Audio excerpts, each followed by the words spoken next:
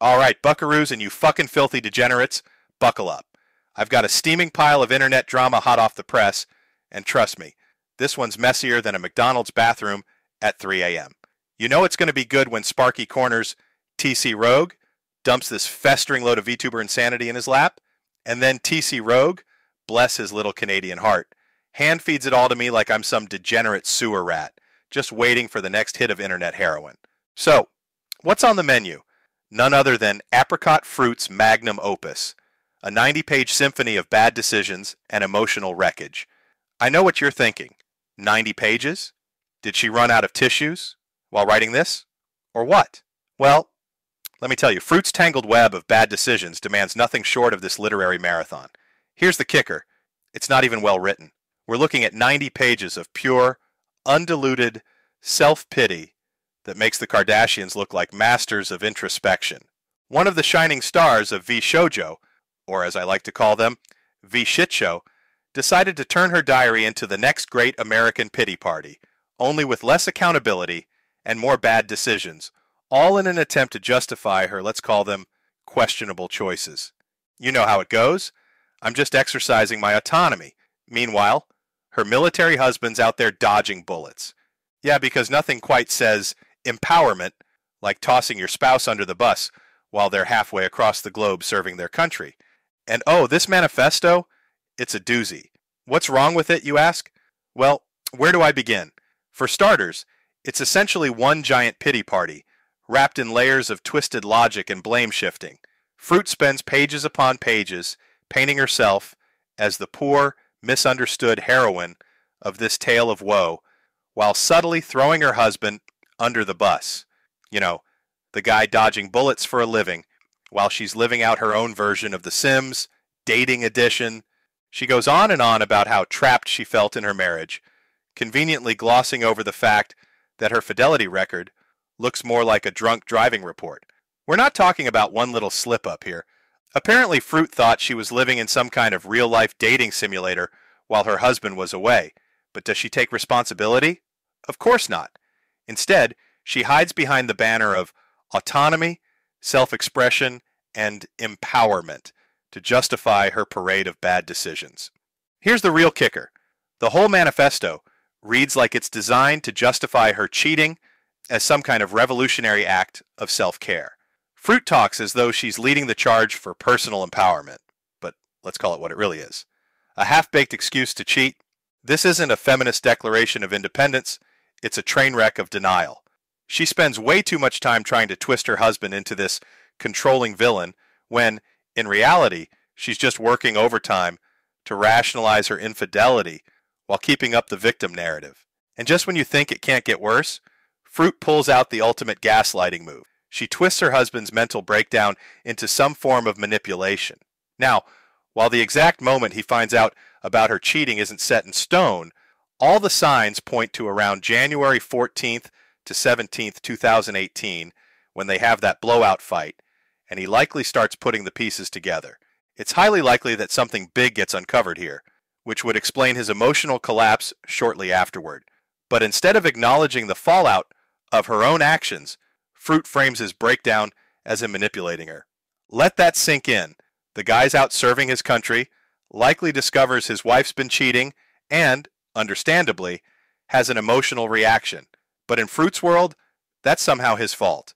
She doesn't just gaslight him. She tries to spin the whole situation to the internet, painting herself as the real victim. It's like watching someone set a fire, scream for help, and then turn around and accuse the firefighters of arson. Let's dive into the real heart of the issue here, the glaring disconnect between what Froot's trying to say and how her story actually unfolds. This manifesto is supposed to be this big, grand narrative of personal trauma and redemption, but when you look at the actual details, or lack thereof, you start seeing cracks in the whole thing. The first thing that hits you? The emotional inconsistency. Froot's recounting life-altering events, a sexual assault at an airport, manipulation, but does she react like someone reliving trauma? Nah, it reads more like she's narrating a damn Hallmark movie marathon. It's like she's casually describing the plot of some Netflix drama she's only half watching. You'd expect the tone to match the seriousness of the events, but instead, we get calm, calculated explanations where there should be turmoil. It makes you wonder, where's the emotional depth? Where's the breakdown? Then, bam! The emotions come rushing in later when she reflects on the abuse and its toll on her mental health. By that point, though, it feels too little, too late. There's this sense that she's compartmentalized everything, which is common in trauma survivors, sure, but it leaves her narrative feeling disjointed and incomplete. It's like she's holding back the emotional punch until it's convenient, but it just leaves us with a mess that's hard to fully buy into. And don't get me started on the broken record routine. It's the same tired story. He threatened suicide, he manipulated me, over and over, like she's stuck in an emotional remix with no drop. But here's the thing, it never really progresses. It's the same story, told again and again, without adding new evidence or details. Sure, she throws in a few examples of him trying to control her, but where's the proof? His whole thing feels like a bad episode of Law and Order, no evidence unit, where the same claims just keep circling the drain with no real proof to hold them up. And speaking of proof, let's talk about the vagueness. Let's talk about the airport sexual assault. This should be the pivotal moment, right? But the details are so vague, it's like trying to piece together a jigsaw puzzle with half the pieces missing. Who reported it? What did the police do? No clue. What did the authorities do? Was there any follow-up? She brushes past all of that, like it's not worth mentioning. And don't even get me started on the marriage timeline. She says she was forced into it at 19, but there are no concrete details about how long it lasted or what the legal proceedings looked like. If this was as much of a manipulation nightmare as she claims, you'd expect a little more documentation, right? But nope, it's all blurry. And here's where it really starts to crumble. The timeline. We don't have any solid dates, just vague references to her being 19 and traveling to the US. It's a jumbled mess that leaves you piecing things together yourself, and let's be honest, it doesn't fit.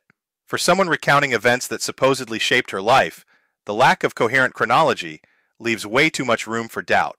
Finally, we get the screenshots, or should I say, the out-of-order, confusing mess that are her screenshots. She even admits she didn't arrange them for readability, which only adds to the chaos. How are we supposed to follow the story when the evidence she's providing is just as fragmented as her narrative? What we're left with is a story riddled with holes.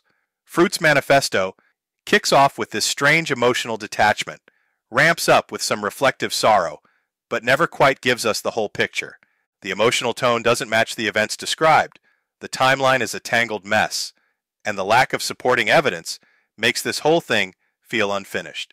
It's clear that Froot's been through some tough stuff, but this manifesto, it doesn't do a great job of explaining it in a way that feels consistent or believable.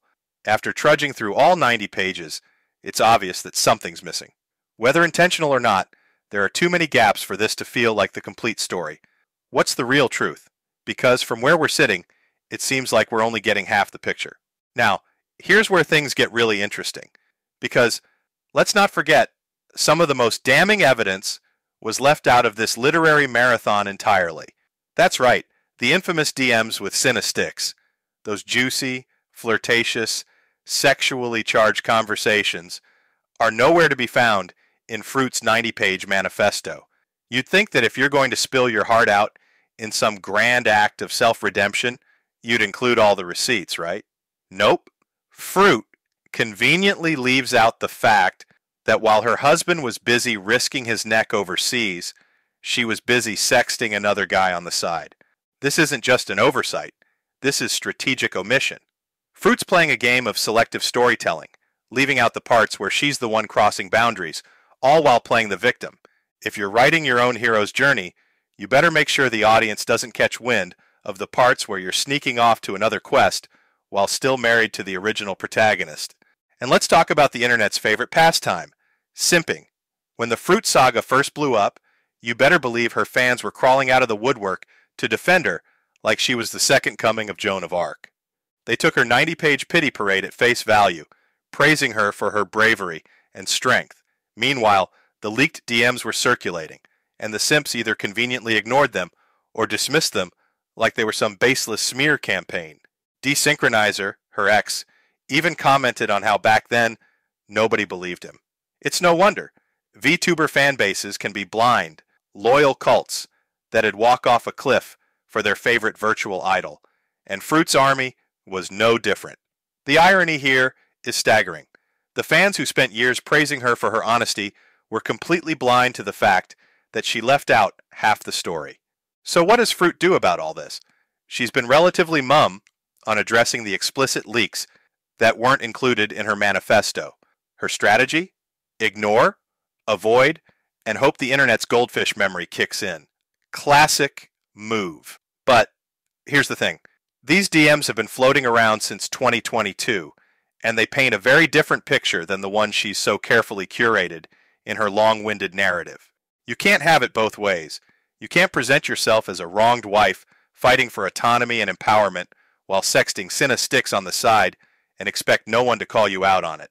The fact that she didn't even address these messages shows that she's not interested in telling the full story, just the parts where she comes out looking like a victim. So what are we left with? A narrative full of holes, emotional inconsistencies, selective evidence, and a whole lot of mental gymnastics to make it all work. Froot's manifesto isn't a tale of survival and redemption. It's a carefully crafted PR move to save face while leaving out the details that could hurt her image. This 90-page manifesto, it's not the cathartic, honest confession it pretends to be. It's a half-baked attempt at damage control, where Froot conveniently sidesteps accountability while piling all the blame on her husband.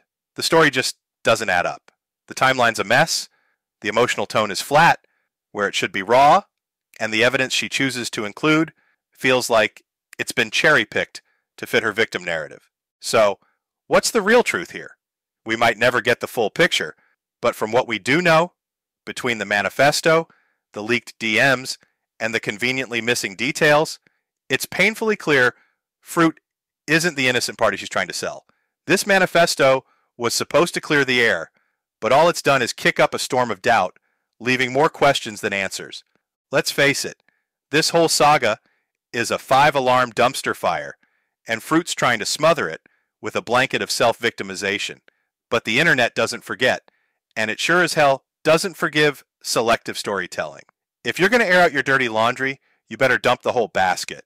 Trying to play the victim while leaving out the part where you're sexting someone behind your husband's back? That's a Hall of Fame level bad look. This mess should remind us all to question every steaming pile of drama you're being spoon-fed, especially when it's wrapped in 90 pages of self-pity and conveniently missing the juiciest bits. And before I get dragged further into this dumpster inferno, I'm making my exit, because if TC Rogue dumps any more of this onto my lap, my brain might short-circuit. But let's be real, there's enough dirt scattered across the web to make even a hardened AI blush, so you better believe there'll be more juicy updates as this chaotic circus keeps rolling. So buckle up, buckaroos, and you filthy fucking degenerates, because this shit show ain't even close to over.